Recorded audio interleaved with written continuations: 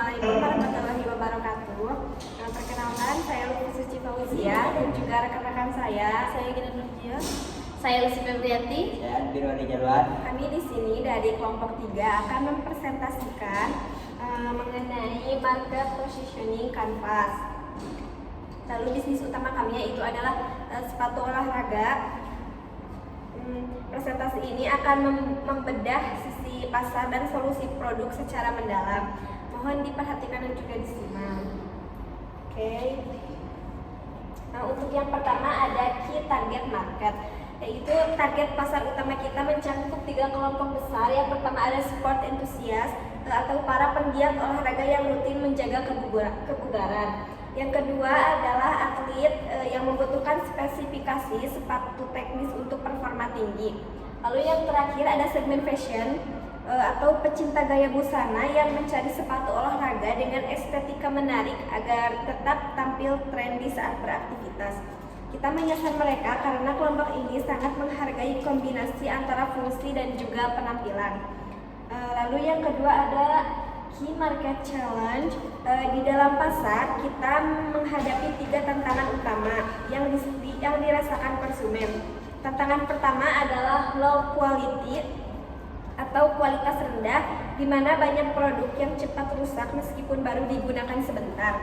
Lalu yang kedua ada rigid design atau desain yang kaku, yang membuat sepatu terasa tidak fleksibel dan juga tidak nyaman saat digunakan untuk berbagai gerakan. Ketiga ada limited consultation atau terbatasnya konsultasi, yaitu sulitnya pembeli mendapatkan arahan yang tepat tentang jenis sepatu yang cocok untuk bentuk kaki mereka. Ketiga poin ini yang menjadi celah bagi kita untuk memberikan solusi yang lebih baik ke depannya. Baik, untuk yang selanjutnya akan disampaikan oleh Gina. Selanjutnya ada buyers, yaitu target utama market kami. Yang pertama ada basketball player. Jadi pemain basket yang membutuhkan produk khusus untuk performa di lapangan. Yang selanjutnya running fan, yaitu orang yang suka lari santai atau olahraga ringan, biasanya lebih fokus ke kenyamanan dan ringan saat dipakai. Yang selanjutnya clothing style, yaitu konsumen membeli karena gaya atau fashion, bukan hanya fungsi olahraga saja. Yang selanjutnya buyer motivation. Jadi ini motivasi untuk pembeli, mengapa mereka membeli produk kami.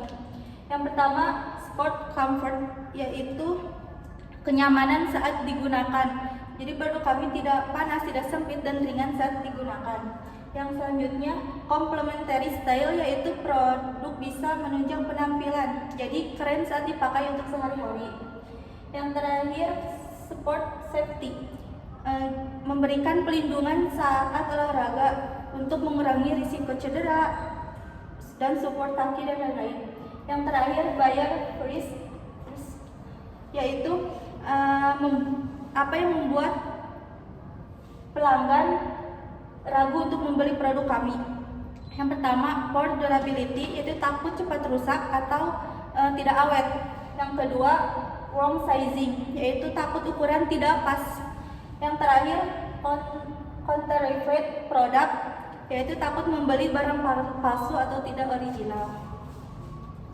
Baik, selanjutnya ada challenge problem, di mana masalah utama yang dialami oleh target pelanggan. Kami menentukan beberapa masalah utama yang dialami oleh pengguna.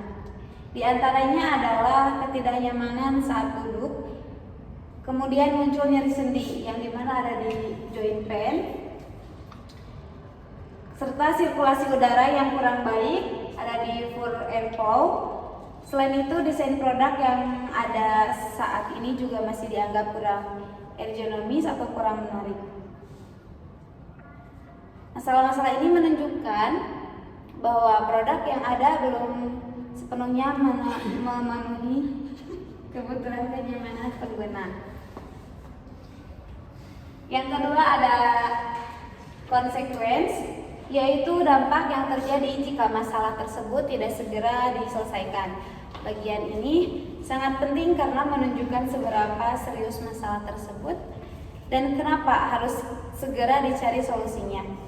Jika masalah tersebut tidak segera diatasi, maka akan menimbulkan beberapa dampak. Yang pertama ada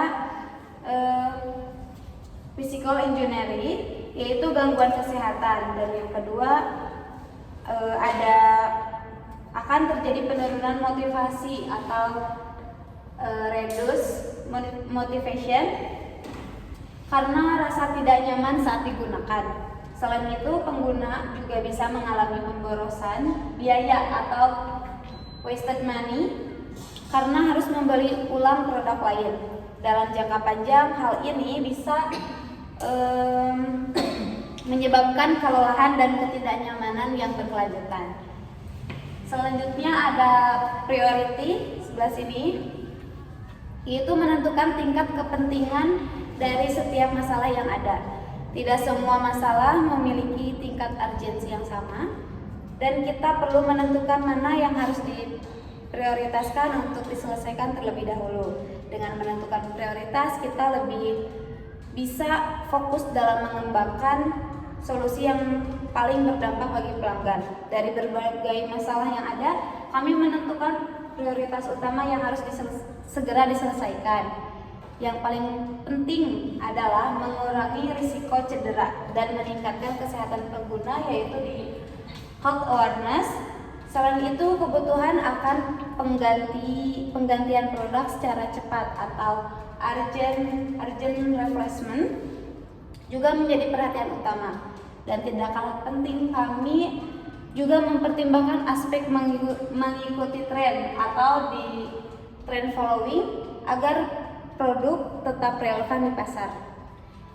Dan dengan menentukan prioritas ini, kami dapat fokus menghindarkan solusi yang paling berdampak bagi pengguna. Jadi selanjutnya ada di competition. Jadi competition itu siapa sih kompetitor utama yang jadi lawan kita? Jadi yang pertama ada global brand. Global brand itu seperti brand-brand yang sudah besar, yang mempunyai nama, brandingan kuat, kualitas bagus, tapi biasanya harganya lebih mahal dari yang seleranya suka lokal. Terus ada cheap lokal. Cheap lokal adalah dari brand-brand lokal yang kualitasnya kurang tapi harganya cukup murah. Terus ada second hand market dari thrifting kayak Preloved, tapi biasanya itu tidak komplit seperti ukuran, seperti warna yang lain-lainnya. Jadi kita bisa masuk untuk bisa dengan harga murah, kualitas bagus dan komplit, kita bisa masuk di tengah-tengah. Selanjutnya ada key issue with existing solution. Jadi yang pertama ada expensive pricing. Banyak solusi yang ada sekarang itu harganya relatif tinggi. Jadi ke semua target bisa diakses atau dibeli. Ini bikin peluang karena kita bisa kasih solusi yang lebih affordable, yang pasti bisa lebih menarik konsumen. Yang kedua ada outdated teknologi, ketinggalan zaman teknologinya. Beberapa produk layanan masih pakai teknologi lama, kurang efisien atau gak relevan. Tapi sekarang kita bisa melihat mana yang teknologinya bagus, keren, begitu. Dan yang ketiga ada sizing ukuran yang tidak konsisten. Ini biasanya kejadian di produk fisik kayak clothing, ukurannya enggak standar, jadi bikin customer bingung atau kecewa. Ukurannya terlalu besar atau terlalu kecil. Ini kelihatannya sepele tapi impactnya bisa besar ke kepuasan pelanggan. Jadi kesimpulannya, masalah-masalah ini nunjukin kalau solusi yang ada sekarang masih belum optimal. Nah, disinilah peluang kita buat masuk dengan solusi yang lebih murah, lebih modern, dan lebih konsisten. Baik, jadi kesimpulan dari presentasi kami hari ini, bisnis sepatu olahraga kita berfokus pada keseimbangan antara performa untuk sport enthusiast dan juga estetika untuk kebutuhan fashion.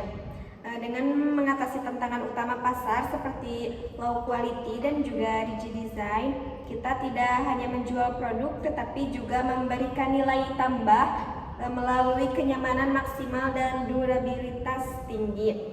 Inilah yang akan membuat brand kita unggul dibanding kompetitor lainnya.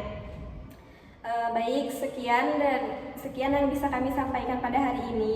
Terima kasih atas perhatiannya. Mohon maaf bila ada penyampaian.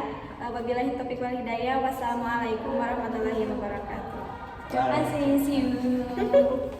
10 tuh naik pas.